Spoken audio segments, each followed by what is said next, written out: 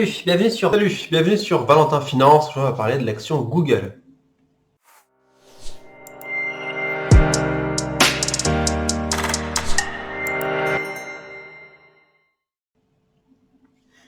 Alors, comme la plupart des valeurs technologiques, vous connaissez déjà potentiellement ma réponse à la fin de la vidéo par rapport à la valorisation de Google. Et finalement, on se rendra compte que la plupart des valeurs technologiques suivent les mêmes avantages et inconvénients. Alors, pour ceux qui ne connaissent pas, l'action Google, qui aussi se nomme Alphabet A, donc de classe A, c'est-à-dire qu'il y a plusieurs actions, tranches d'actions avec différents prix en fonction de si vous voulez acheter la classe A ou la classe B. C'est juste une question de moyens financiers, vous pouvez acheter la classe A ou la classe B, mais leurs cours sont similaires.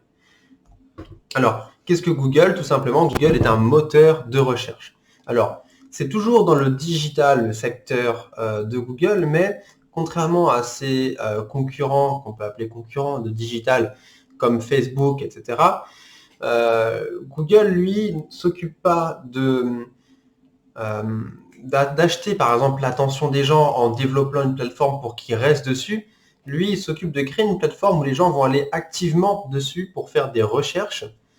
Et en fonction des recherches que vous faites, Google pourra savoir par quoi vous êtes intéressé et quoi vous proposer. Donc c'est plus de la publicité qu'on pourra traiter de publicité à chaud, contrairement à Facebook où c'est de la publicité à froid. C'est Facebook qui vient vous trouver pour vous montrer des publicités, alors que Google, c'est après votre recherche que vous allez tomber sur les publicités. Alors Google, c'est le leader mondial en termes de moteur de recherche.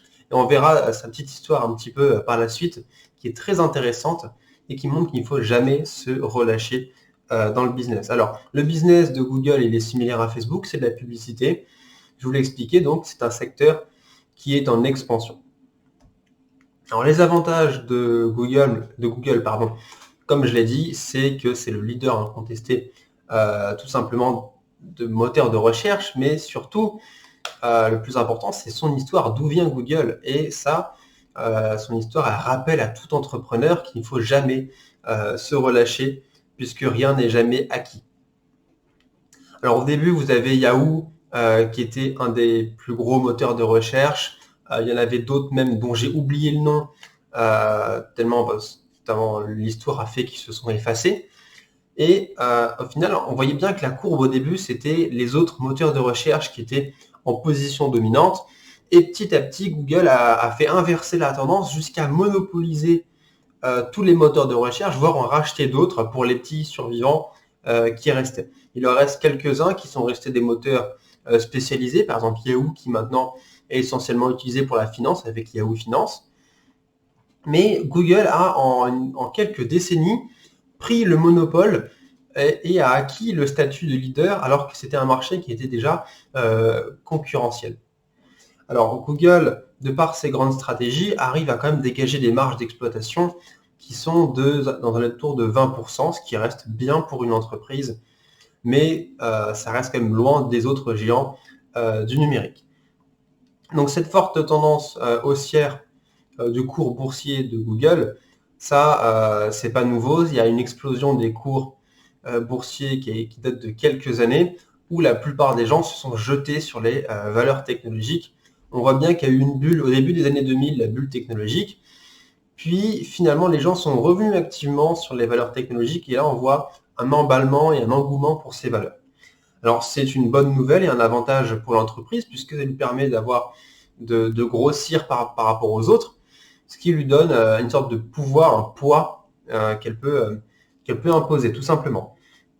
Et là, on voit bien qu'en plus du cours boursier qui fait que monter, les bénéfices aussi montent et ça conforte aussi pourquoi l'action monte, puisque je le rappelle, et je le rappellerai encore si j'ai d'autres vidéos sur des valeurs technologiques comme ça, toute augmentation du cours boursier est une interprétation des investisseurs et le reflet de leur pensée par rapport à l'avenir. Donc ils pensent, si le cours est haussier, c'est qu'ils pensent qu'à l'avenir, l'entreprise fera de plus en plus de bénéfices.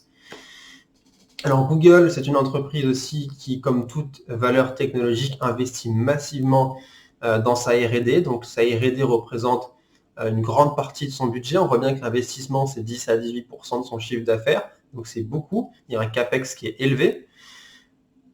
Et Google n'investit pas au hasard, c'est-à-dire qu'il investit évidemment dans son propre modèle économique, mais il aime bien investir dans tous les domaines technologiques et les modèles porteurs, c'est-à-dire les modèles de l'IA et les modèles de la robotique.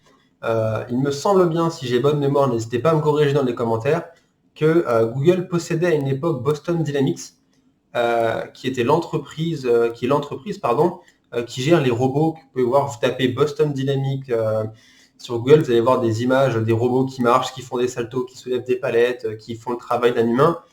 Et ça pose d'ailleurs la question du travail d'ici 5 à 10 ans. Mais c'est une entreprise que Google avait, qui a délaissé apparemment, qui est devenue une entreprise autonome. Mais ça montre quand même l'engouement de Google pour investir dans des projets qui sont des projets plutôt robotiques et IA. Alors les inconvénients de Google, c'est toujours pareil par rapport aux valeurs de croissance. C'est le prix élevé, évidemment, le prix, je crois que c'est 1700 $, quelque chose comme ça. Bon courage. Donc voilà, c'est 1700 $ pour acquérir une action Google. Donc ça ne permet pas un investissement permanent. En tout cas, pour un particulier classique, ça demande un investissement conséquent. Et si vous voulez diversifier votre portefeuille et que vous mettez 3 mois à économiser 1700 €, votre portefeuille sera à 100% sur Google. Donc ça, c'est un des inconvénients que vous pouvez avoir sur les actions qui sont très très chères.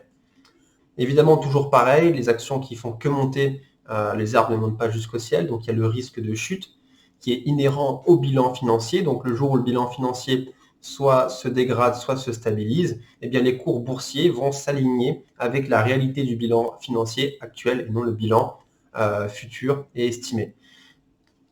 Google se heurte aussi, comme toute valeur technologique et qui prennent le monopole, à des réglementations de plus en plus sévères face aux pratiques de monopole.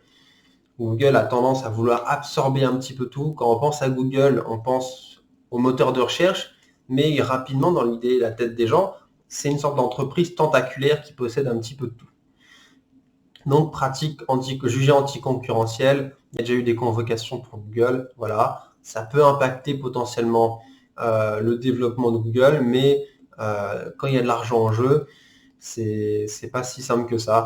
Donc, moi, j'y crois pas trop aux réglementations étatiques sur ça. Surtout qu'il y a une concurrence entre la Chine et les États-Unis, et ça serait contre-productif pour les États-Unis de mettre des barrières, de mettre des bâtons dans les roues de ces fleurons technologiques, alors que les Chinois n'ont pas de bâtons dans les roues. Donc c'est un peu la guerre, on laisse les géants se développer sous prétexte de vouloir laisser son pays gagner. Donc voilà, il n'y a pas trop de danger entre guillemets sur ça. Après, ça dépend de ce qu'on appelle le danger. Donc l'action Google, évidemment, vous l'aurez compris, comme toute action technologique, extrêmement valorisée. Elle est extrêmement surévaluée. Elle vaut peut-être 4 fois, les 4 fois, 2 à 4 fois son vrai prix. Donc ce qui est énorme. Toute valeur technologique est comme ça, puisque la plupart des investisseurs ont du mal à voir les secteurs de croissance actuellement et se jettent sur les secteurs potentiellement porteurs et potentiellement porteurs de croissance économique à l'avenir. Donc voilà, j'espère que cette vidéo sur Google vous a plu. Si vous êtes nouveau sur la chaîne, bienvenue tout d'abord, et n'hésitez pas à vous abonner. Donc je rappelle, durant ce mois-ci, petit défi d'une vidéo par jour postée sur une action différente par jour. Donc voilà, c'est la fin et surtout, portez-vous bien.